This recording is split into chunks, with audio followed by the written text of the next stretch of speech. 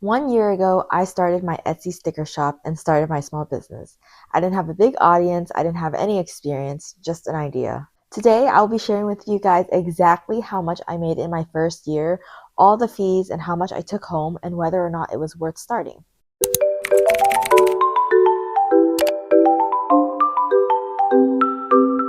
Hi everybody, welcome back to my channel. My name is Caitlin if you're new, and I run a small sticker business and share content about my faith, scrapbooking, and just the behind the scenes of building this creative business. About a year ago, I made this video, I'll link it up here, where I decided that I wanted to start a sticker business. And here we are a year later, and in this video, I'm going to be sharing with you guys how much I made on Etsy selling stickers this past year with real numbers and real life lessons with zero sugarcoating. I think transparency is super important, especially in the small business realm, because it's really easy to see other businesses blow up overnight or have big launches and big sales and think that success happens quickly.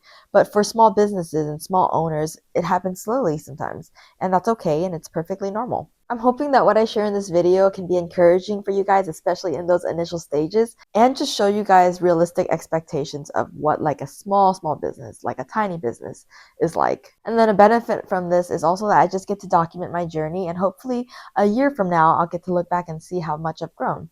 So I have all the information here on my laptop, just all the numbers for each month and how much I made in sales and fees and profits and all things like that. So I'm going to be sharing that with you guys. So let's start with the overall numbers.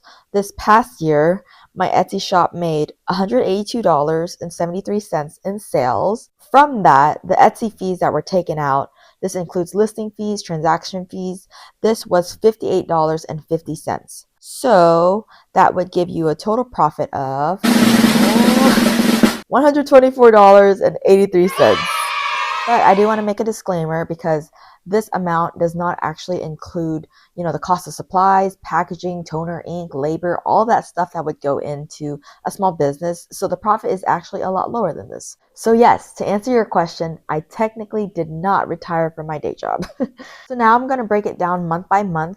Now, around this time, February-ish, was when I technically started my small business. I didn't really get sales until the month of March, but I'll go ahead and just go month by month to show you guys what I made, and I'll include the stats and pictures from Etsy as I'm going through each month. So in February, I opened my shop. I listed my first ever listing, and to no one's surprise, I made zero sales.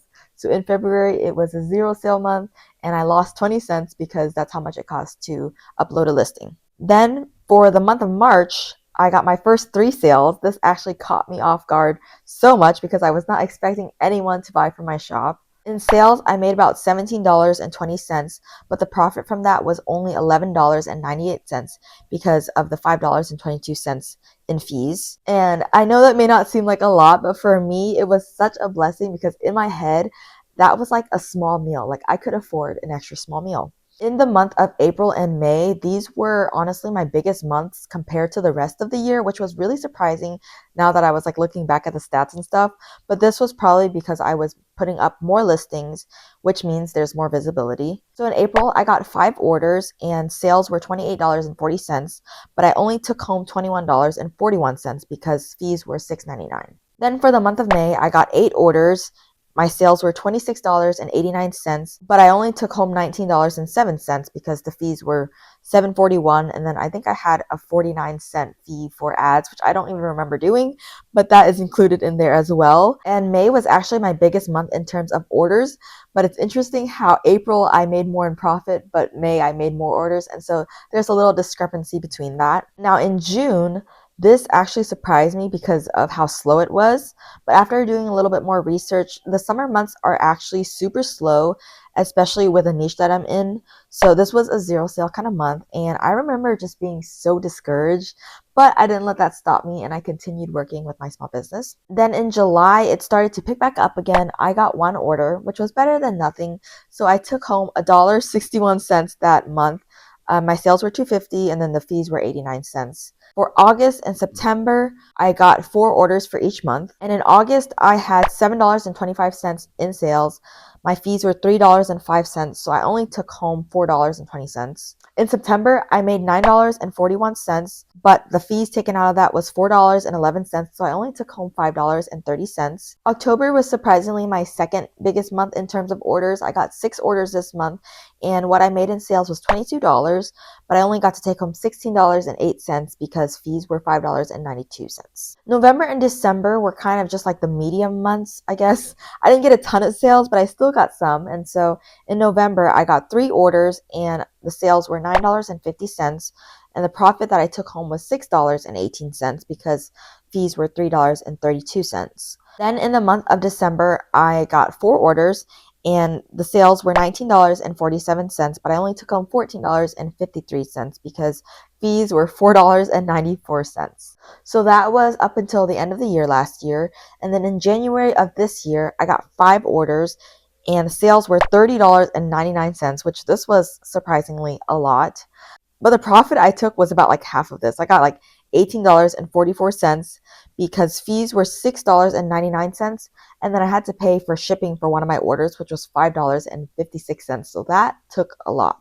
But overall, it was a great start to the year because I wasn't really expecting any sales at all in January. I thought it was going to be slow after the Christmas time, but surprisingly, people still bought orders. Then in February, it's not completely over yet, but I got 3 orders. Sales were $9.12. The profit I only took home was $6.03 and because fees were $3.09. Overall, I think my business did okay. It's definitely not sustainable, but it's a beginning. I realized that some of the months I made more than others, even though I had less orders. And this was because of my sticker sheets. This product actually has higher profit margins compared to just my regular stickers. So based on that observation, I kind of made the assumption that I need to start making more sticker sheets, which was something that I already knew and kept telling myself.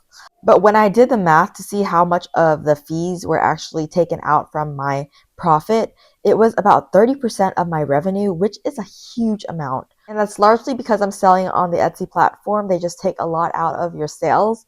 And right now I just don't have the capital to, start a new website, nor do I really have the marketing bandwidth to bring enough traffic to a website if I set one up.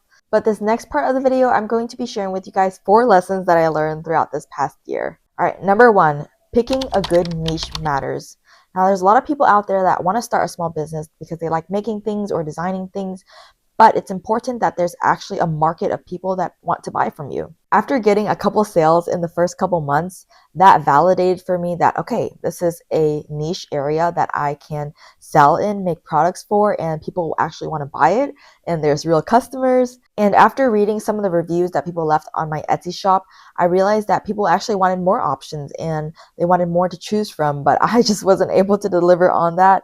So based on that observation, I think the Christian sticker route I went is not too saturated and there's enough people that are willing to buy it. Depending on the kind of niche or the area that you want to go into, you can find this out easily just by going on Etsy and researching the type of product or the type of designs or whatever it is that you want to sell and see if it shows up. If there's like star seller badges, if there's multiple reviews and things like that for these products, and that's how you know that's a good market that you should go into. So number 2, the second lesson that I learned was being willing to put on multiple hats. Now, there was so much variety from the work that I was doing, and I think that's why I enjoyed it so much. At first, this looked like me trying to configure my Cricut machine back here. This was not for the weak. And if you're like me and not really tech savvy, this can take a lot of trial and error. So this took me maybe a couple of weeks just to get it down and get it consistent. But for you, if you're really good with technology, you may adapt really well in this area.